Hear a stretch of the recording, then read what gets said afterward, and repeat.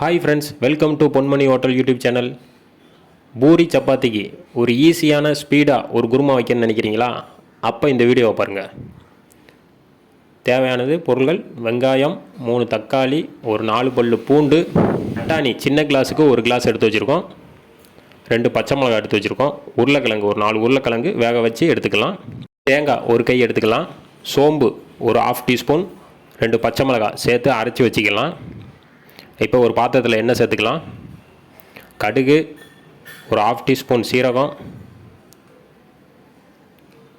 கொஞ்சம் பெருங்காயத்தூள் சேர்த்து நல்லா பொரிஞ்சு வரட்டும். ஒரு 4 பல்லு பூண்டு கட் பண்ணி சேர்த்துக்கிறோம். காஞ்ச மிளகாய் 2 மிளகாய், பெரிய மிளகாய் வந்து கிள்ளி சேர்த்துக்கிறோம். வெங்காயம் சேர்த்து நல்லா வதக்கிடலாம்.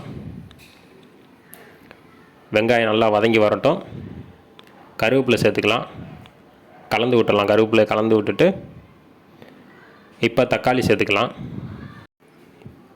தக்காளியை நல்லா வதக்கிக்கலாம். வெங்காயம் தக்காளியும் நல்லா வதங்கி வரணுங்க. இந்த ரெசிபிக்கு நல்லா வதங்கி வரட்டும். நல்லா வதங்கி வந்துருச்சு. இந்த டயத்தில் தேவையான அளவு தண்ணி சேர்த்துக்கலாம், முங்குற அளவுக்கு சேர்த்துக்கலாம்.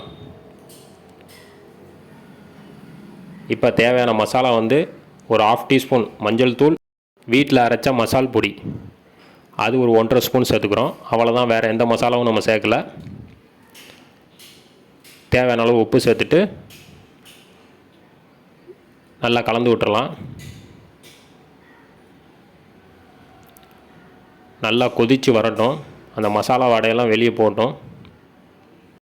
இப்போ இந்த டயத்தில் நம்ம பட்டாணியை வந்து நல்லா வேக வச்சு எடுத்து வச்சுருக்கோம், அதை சேர்த்துக்கலாம்.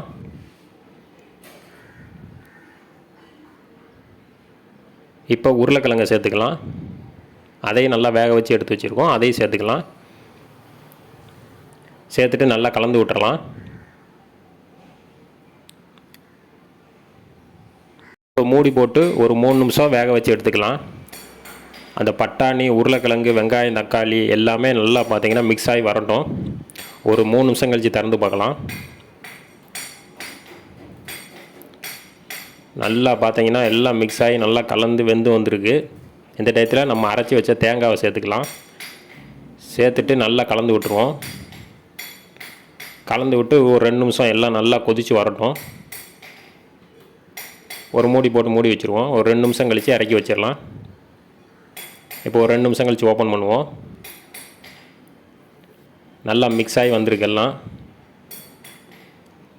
அவ்வளோதாங்க, சூப்பராக ரெடி ஆயிடுச்சு. பட்டாணி உருளை குருமா ரெடி ஆயிடுச்சு. சூப்பராக ரெடி ஆயிடுச்சு பாருங்கள். அவ்வளோதாங்க.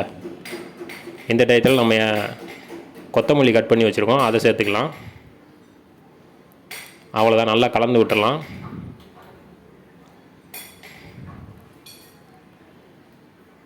ஈஸியாக செஞ்சு முடிச்சிடலாம். இப்போ நம்ம செஞ்சதுக்கு பார்த்திங்கன்னா ஒரு கரெக்டாக பார்த்திங்கன்னா ஒரு 10 நிமிஷம் தான் ரெடி ஆயிடுச்சு. பிடிச்சிருந்தால் லைக் பண்ணுங்கள், ஷேர் பண்ணுங்கள், சப்ஸ்கிரைப் பண்ணுங்கள் ஃப்ரெண்ட்ஸ்.